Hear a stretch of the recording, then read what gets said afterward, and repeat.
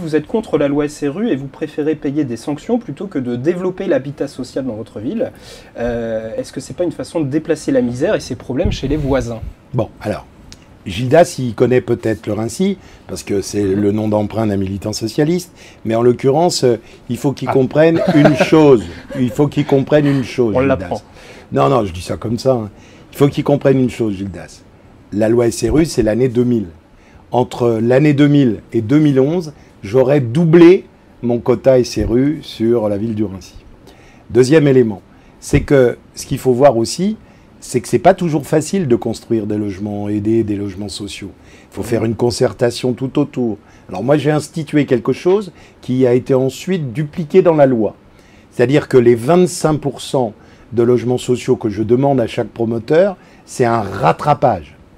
Et puis, troisième élément, ce que l'on essaie de faire, c'est pas faire un groupe de logements sociaux quelque part où personne ne veut aller, c'est de le diffuser à peu près partout. Je préfère construire 5, 10, 15 logements sociaux qui se voient pas.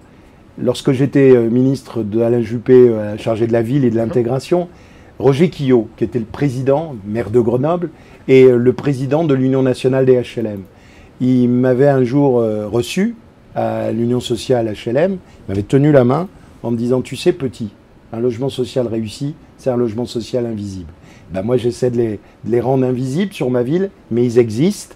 Et je vous fais là un scoop.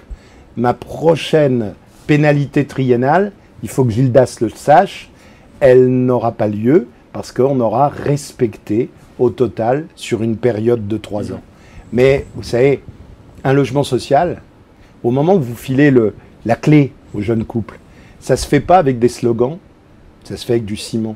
C'est-à-dire qu'il faut avoir plutôt, je dirais, la capacité de construire et de faire bouger les choses. Mais ce n'est pas toujours simple.